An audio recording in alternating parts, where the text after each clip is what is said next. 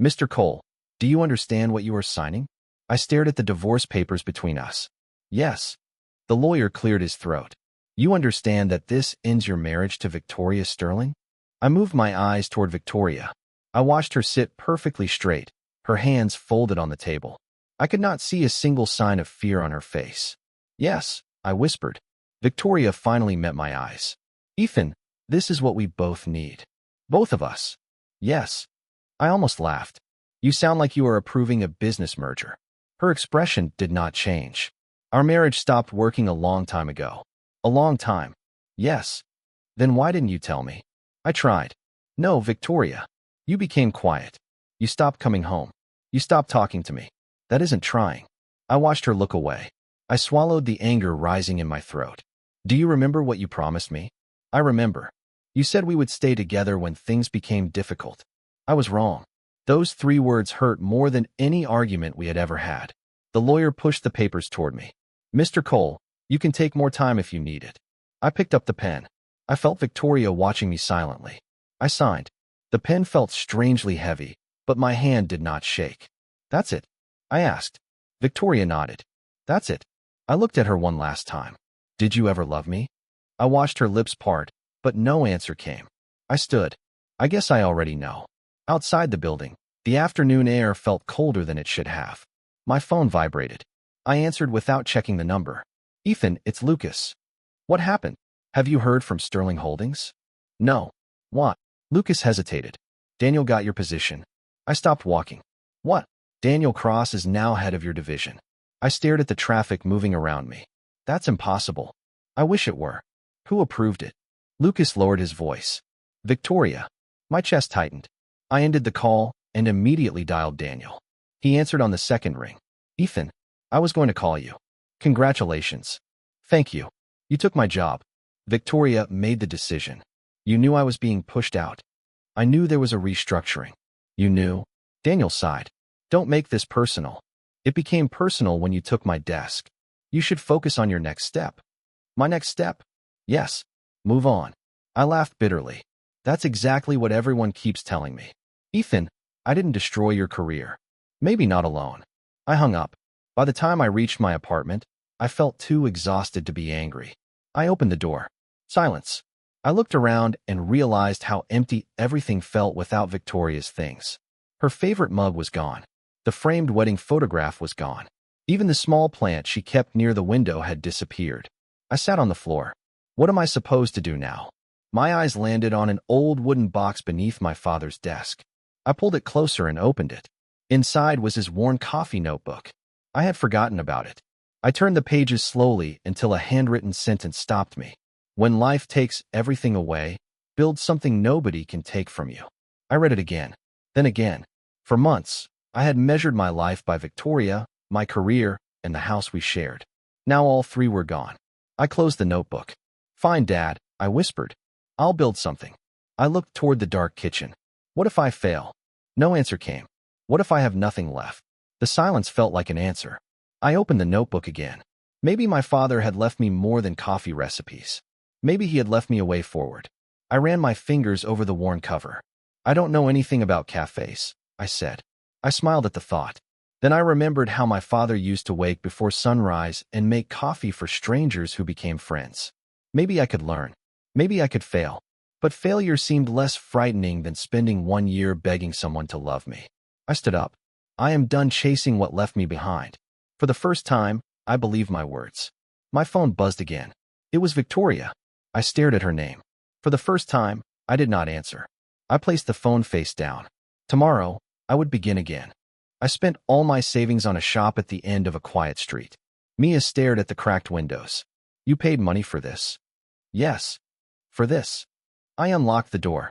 It has potential. It has dust. I can clean. It has one working light. I can replace it. She folded her arms. Ethan, you have lost your mind. Maybe. You just lost your marriage and your job. Now you're spending your savings on a cafe? I need something that belongs to me. You don't need to prove anything to Victoria. I know. Then why are you doing this? I looked around the empty room. Because I'm not opening it for Victoria anymore. Mia became quiet. I mean it, I said. I don't want her watching me succeed. I don't want her regretting anything. I just need somewhere to start again. She smiled. That sounds more like you. Was I really that bad? You were miserable. I laughed. Thanks. You needed someone to say it. For the next 2 weeks, I cleaned, painted, repaired shelves, and learned everything I could about coffee. My first attempt at pastries ended with smoke filling the kitchen. Mia coughed near the doorway. Ethan, I know. What did you bake? Croissants. That is not a croissant. It was supposed to be. It looks like a brick. I threw them into the trash. Tomorrow will be better. Tomorrow was worse. The coffee tasted bitter, the milk burned, and nobody entered. On my third morning, I sat behind the counter and stared at the empty door. Mia called. Any customers? No. Anyone? A delivery driver came. Did he buy anything? No. She sighed. Ethan, I'll be fine. You sound depressed. I sound unemployed. You sound stubborn. That too. By evening, I had sold nothing. Then the bell above the door rang. I looked up. An elderly woman stepped inside, carrying a small umbrella. Are you open? I stood immediately. Yes. Yes, ma'am. She looked around. First day? Not exactly. First customer? I hesitated. Yes. She smiled. Then I'll make it easy. She approached the counter. What is your cheapest coffee? I pointed at the menu. That one. I'll take it. I prepared the cup carefully and placed it before her. She took one sip. I held my breath. Well, she smiled. You're nervous. Very. Good. Good. It means you care. I laughed. My name is Ethan. Rose Bennett. Nice to meet you, Mrs. Bennett.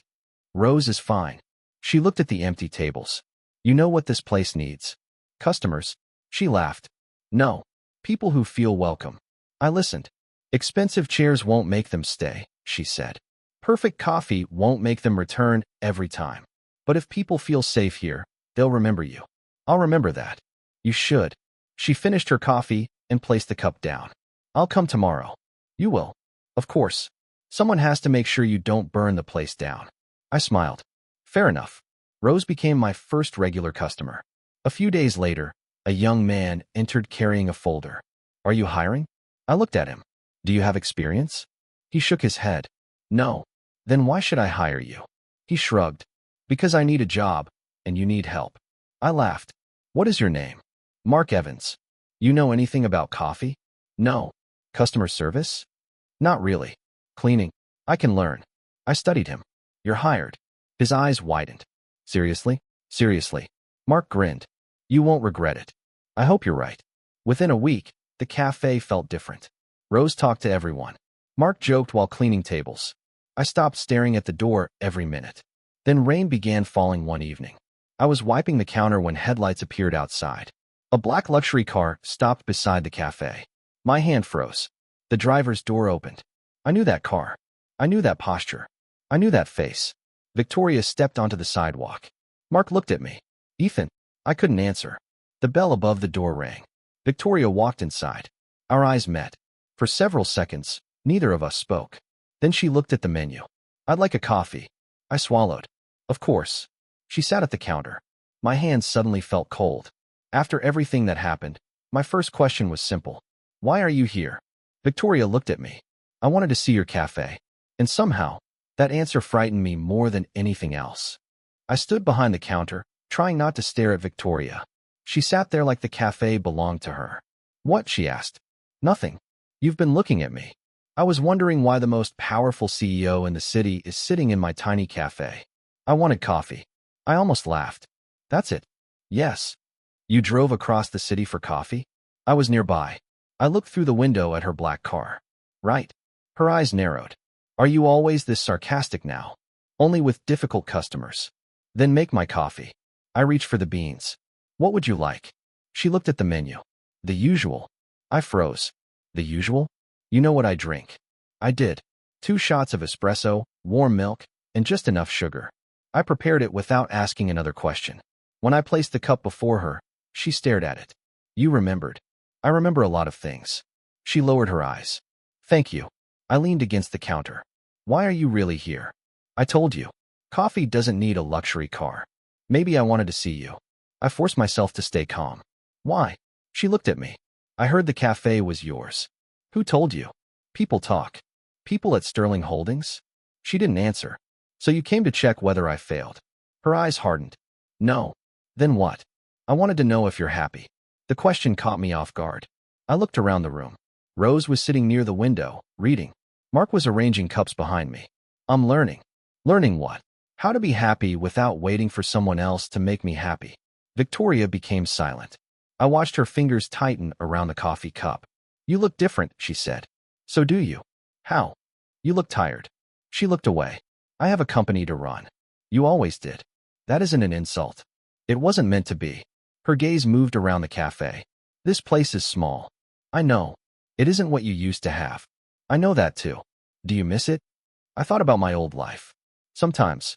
She looked at me. And me? I didn't answer immediately. That question isn't fair. Why? Because you already know the answer. Her face changed. Only for a second. Then the CEO mask returned. I suppose I do.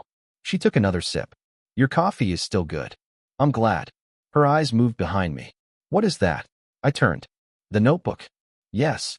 I picked it up. My father's. She stared at the worn cover. I remember him. You met him twice. He liked me. He did. Did you? I looked at her. I loved you. Her eyes lowered. Loved? I don't know what word fits anymore. Then she noticed the writing on the open page. Is that his handwriting? Yes. What does it say? Something about rebuilding after losing everything. Victoria's expression softened. I'm sorry, Ethan. For what? She didn't answer. Finally, she said, for many things. She finished her coffee and stood. How much? It's on the house. No. Victoria. I'll pay. She placed money on the counter. You don't owe me anything. She stopped at the door. I'll come tomorrow. I smiled. Sure. She looked back. You don't believe me. I think you're a busy woman. I'll be here. The bell rang as she left. Mark walked over. Was that really your ex-wife? Yes. The CEO?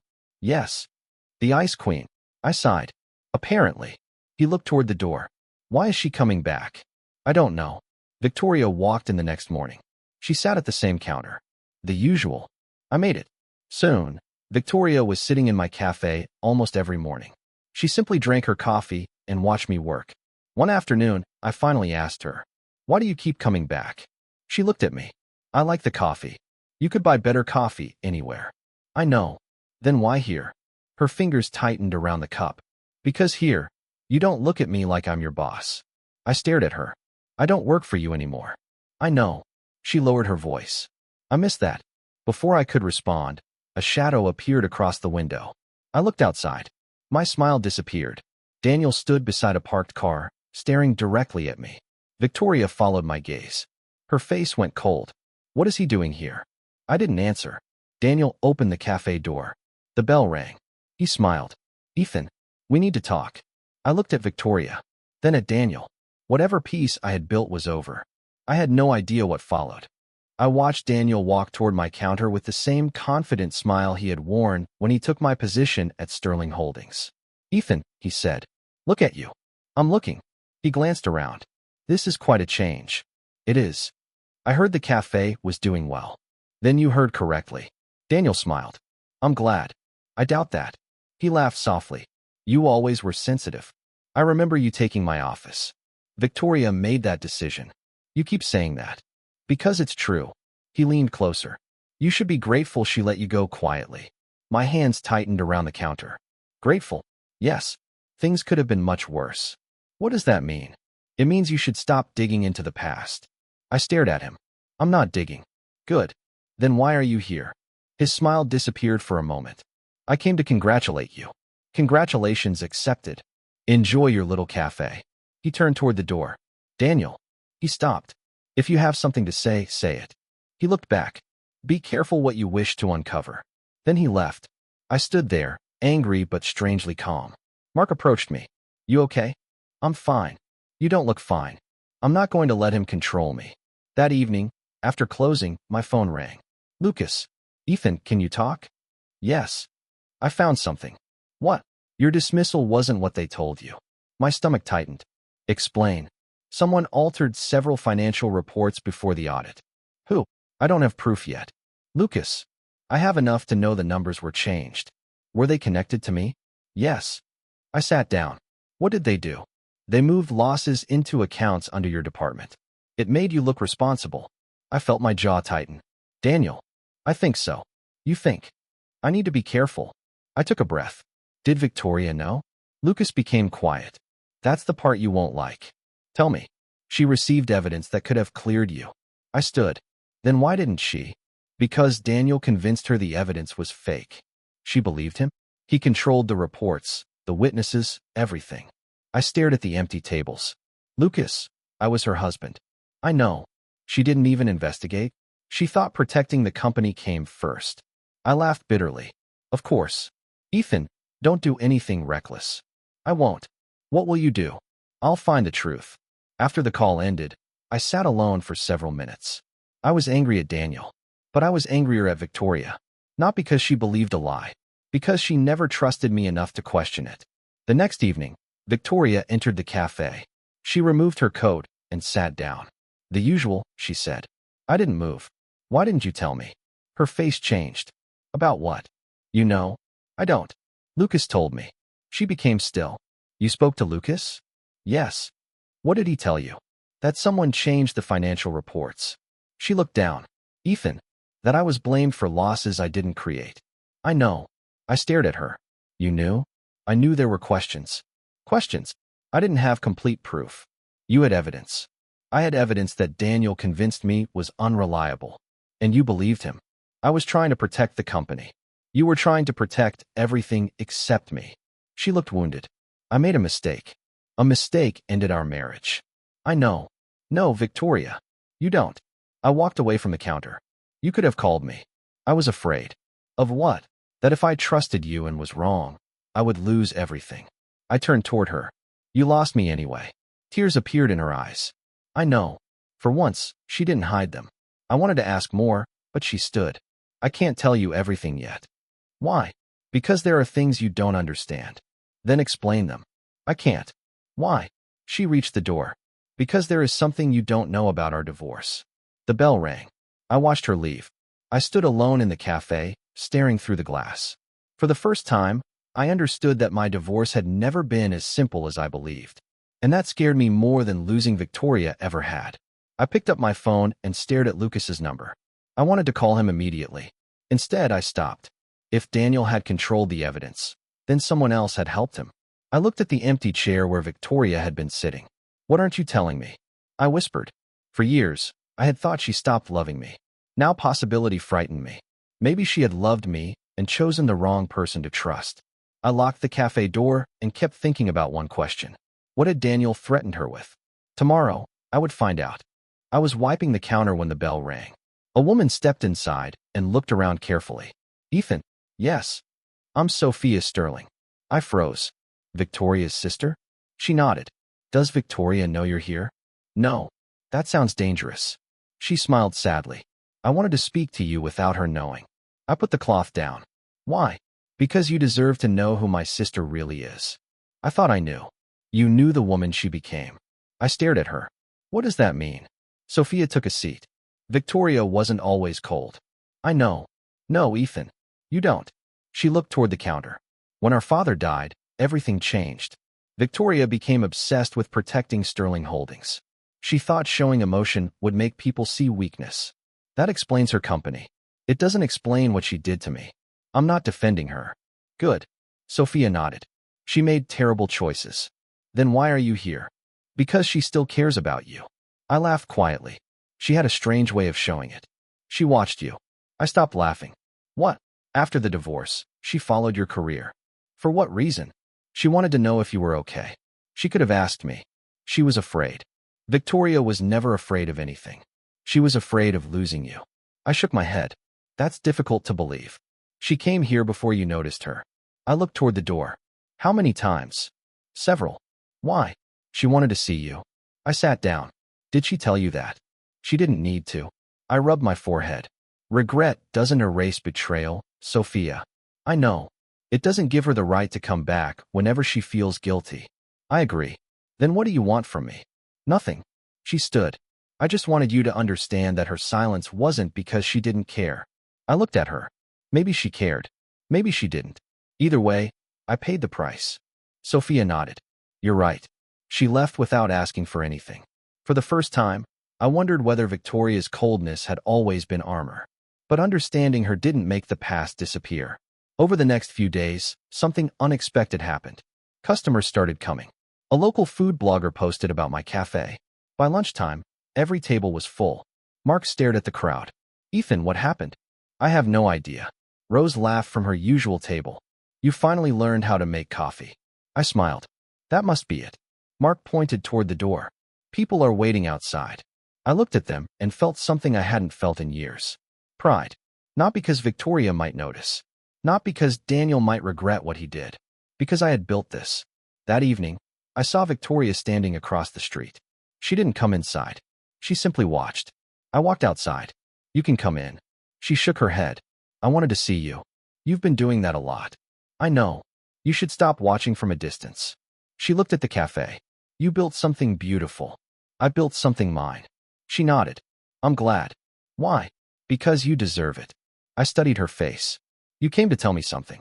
Yes. What? She took a breath. I didn't divorce you because I stopped caring. I felt my chest tighten. Then why? Daniel threatened to expose a secret. What secret? It involved Sterling Holdings. And me? She nodded. What could possibly be important enough to destroy our marriage? Victoria looked directly into my eyes. Daniel knew about your father's old business. I felt the room around me disappear. My father? Yes. What did Daniel know?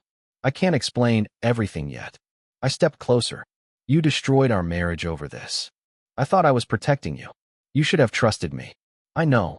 No, Victoria. You don't. She lowered her eyes. I was afraid. Of Daniel. Yes. Why? Because he knew something about your father that could destroy more than my company. My voice dropped. What did my father do? Nothing. Then what are you hiding? She looked at me with tears in her eyes. I'm not hiding what your father did. She paused. I'm hiding what he discovered. Then she walked away. I stood there, unable to move. For the first time, my father's old notebook no longer felt like a memory. It felt like a warning, and I knew I had to find out what was inside it. I hurried back inside and locked the door behind me. Mark looked at my face. What happened? I don't know yet. Is Victoria okay? I don't know. Rose watched me quietly. Whatever you find, she said, make sure you find the truth, not just the answer you want. I nodded. I will.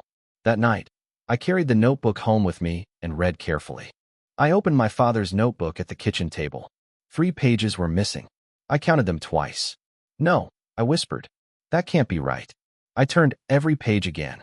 The torn edges were old, but the missing pages were clearly deliberate. My phone rang. Lucas, did you find anything? Pages are missing. How many? 3. He became silent. Lucas, I think I know why. Then tell me. Meet me tomorrow morning. I can't wait until tomorrow. Ethan, if Daniel is involved, don't investigate this alone. I already am. That's exactly what worries me. The next morning, I met Lucas at a small library near his apartment. He placed a folder on the table. What is this? Old Sterling Holdings records. I opened it. Where did you get these? From an archive Daniel forgot existed. I looked through the documents. My father's name appeared repeatedly. Why was Dad involved with Sterling? He wasn't an employee. He was an outside auditor. I looked up. An auditor? Yes. Years ago, he found irregular payments. Connected to what? Several companies. I turned another page. One company name appeared beside a familiar surname. Cross. Lucas nodded. Daniel's family. I felt my stomach tighten. My father knew. He knew something was wrong. Did he have proof? That's what the notebook was for. I stared at the torn pages. Daniel knew about this. I believe so. I remembered something from years ago. Daniel once asked my father about an old business deal. Lucas leaned forward. Before my father died. What did your father say? He told Daniel, some deals are better left buried. Lucas looked at me. That sounds like a warning. It was. I closed the folder. So Daniel's family benefited from the fraud. Yes. And my father discovered it. Yes. And Daniel spent years hiding it. Lucas nodded.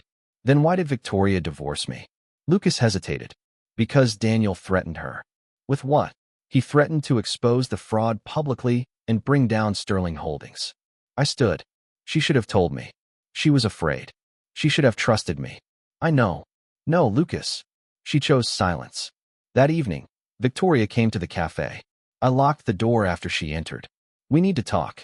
I know. I placed the notebook on the counter. You knew about this. She looked at it. Yes. How much? Not everything. But enough. Yes.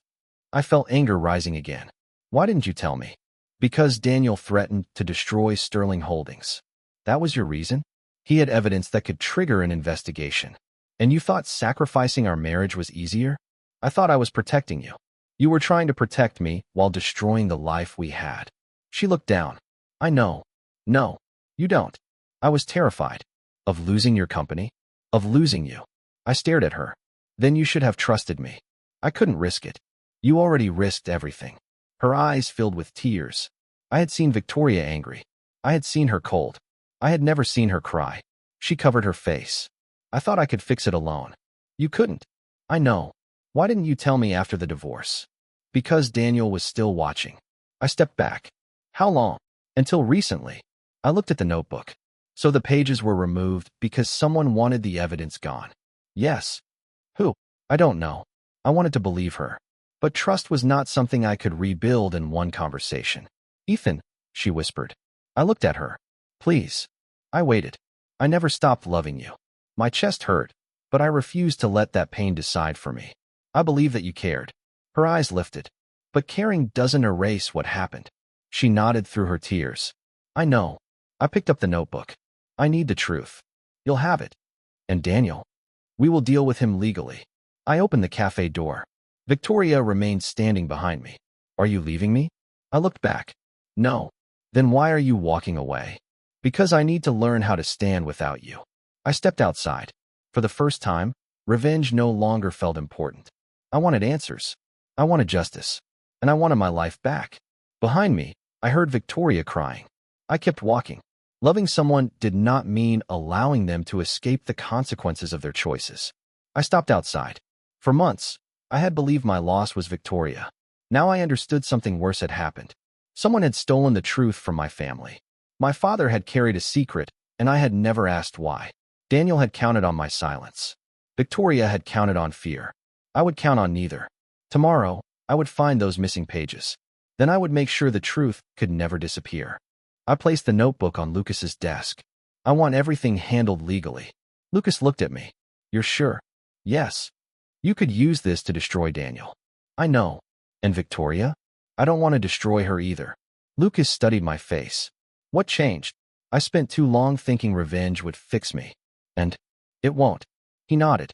Then we'll give everything to the investigators. I handed him the documents. Make sure they can't disappear. I will. 2 days later, Daniel walked into my cafe. He sat across from me and placed an envelope on the table. There's money inside. I didn't touch it. How much? Enough to make this problem disappear. What problem? The notebook. I looked at him. You're scared. I'm being practical. You've never been practical. He leaned closer. Ethan, take the money. No. Think carefully. I have. You don't understand how powerful I am. I smiled. I used to believe that. His expression hardened. Then you'll regret this. Is that a threat? It's advice. He stood. Nice cafe. I watched him leave. The next morning, I found a legal notice taped to my door. Mark read it twice. What is this? Daniel. Mia arrived minutes later. Don't panic, she said. I'm not. You look like you're about to punch a wall. I won't. She took the papers. I know someone who can help. Within hours, she connected me with a business lawyer. Mark helped me organize every document. Rose watched us from her usual table. You're different, she said. I looked at her. How? When you first opened this place, you looked like a man waiting to be rescued. And now you look like a man who knows he can rescue himself. I smiled. Thank you. She raised her coffee cup. Don't thank me. I only bought your cheapest coffee. I laughed. Meanwhile, the scandal at Sterling Holdings grew. News reports appeared every morning. I watched one report behind my counter. Sterling Holdings is facing questions over financial records dating back several years. Mark turned up the volume. Is that Daniel? Yes. Another report mentioned Evelyn Hart. Evelyn was a senior board member. She publicly questioned Victoria's leadership. That afternoon, Lucas called. There's a board meeting tonight. Victoria is attending? Yes. What happens if she denies everything? She won't. How do you know? Because she asked for the evidence herself. That night, I watched the meeting online. Evelyn spoke first. Victoria, the board needs answers. Victoria sat silently. Then she stood. I have answers. The room became quiet. I made serious mistakes. I leaned closer to the screen. I trusted information I should have questioned. I failed to protect an innocent employee. I allowed fear to influence decisions involving my company and my marriage. My chest tightened. Victoria continued. I should have investigated Ethan Cole's dismissal. Evelyn asked, "Are you admitting responsibility?" Yes. I stared at the screen. Victoria took a breath. I am also submitting evidence concerning Daniel Cross and the financial manipulation that occurred under my leadership. Someone at the table shouted, "You understand what this means?" Yes. You could lose your position. I know. And you're still doing this? Victoria looked straight ahead. The truth matters more. The broadcast ended. I stood behind the counter. Mark looked at me. How do you feel? I expected to say happy. I expected to feel victorious. Instead, I felt tired. I thought this would feel better. Why doesn't it? I don't know. Rose answered from her table. Because you never wanted destruction. I looked at her. You wanted the truth. She nodded. And now you have it. Later that evening, the cafe door opened. Victoria walked inside. She looked exhausted. She sat at the counter. Can I have coffee? I made it. She took one sip. Did you watch? Yes. I lost my position. I know. I don't know what happens next. You'll figure it out. She looked at me. Do you hate me? I stayed silent. No, I finally said. Her eyes filled with tears. I don't hate you. She lowered her gaze. But I don't need you anymore.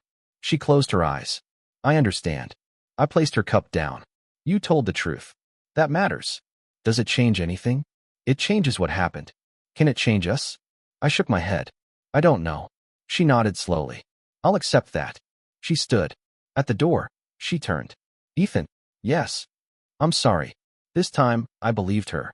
But forgiveness was not the same as going back. I watched her leave.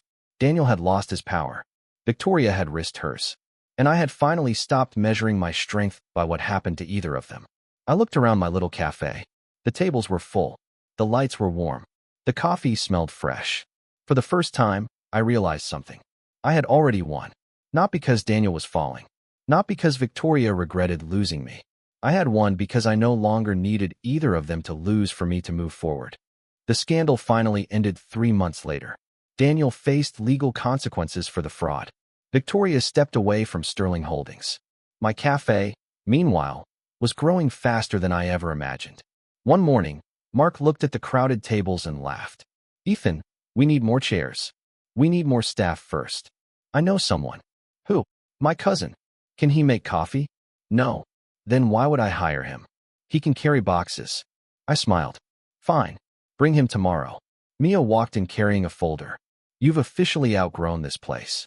I looked around. Maybe. Not maybe. She placed the folder on the counter. There's another shop available nearby.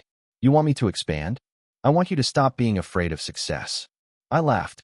I'll think about it. That evening, the cafe became quiet. I was cleaning the final table when the bell rang. I looked up. Victoria stood by the door. She wasn't wearing her usual expensive business suit. She looked simpler. Tired. Are you closing? In 10 minutes. Can I sit? I nodded. She took the corner table. I sat across from her. What is this about? I want one final conversation. I waited. I never stopped loving you, she said. My chest tightened. But I know that doesn't excuse what I did. No. I was afraid. I know. I thought protecting the company meant protecting everyone. And you forgot about us. Yes. She looked at her hands. I understand that now. I stayed quiet. She looked up. Do you remember who I was before everything changed? I remember. What do you remember? I smiled faintly. You hated sweet coffee. She laughed softly. You used to add sugar anyway. You always complained. I still drank it. I know. For a moment, we both smiled. Then the silence returned. I miss that man, she said. Which man? The man who believed I could do anything. I looked down. Part of me still remembers the woman you were. Is that a good thing? I don't know. She nodded. I understand. She took a breath. Could we ever start again? The question stayed between us. I looked at her carefully. Months ago, I would have said yes without thinking. Now I understood the difference between missing someone and needing them. I don't want our old marriage back. Her eyes lowered. I understand. But I don't hate you. She looked up. I don't. No. She waited. Forgiveness is possible. Her eyes filled with tears. But trust. It takes time. How much time? I don't know. She nodded. I won't pressure you. Thank you. I won't ask you to forget. I couldn't. I know. She stood. I should go. I nodded. She walked toward the door, then stopped. One coffee. I smiled. The usual? She nodded. I walked behind the counter and prepared it exactly the way I used to. 2 shots. Warm milk. A little sugar. I placed the cup before her. She looked at it for several seconds. This might be the best one yet. Why? Because you're not making it for me anymore. I didn't understand. She smiled sadly. You're making it because you can. I looked at her. Victoria. Yes. You can come here. Her eyes widened. As a customer. She laughed softly. I'll take that. She picked up the cup. Goodbye, Ethan. Goodbye. She walked outside. I watched her disappear into the night. For years, I had believed closure meant getting someone back. Now I understood something different.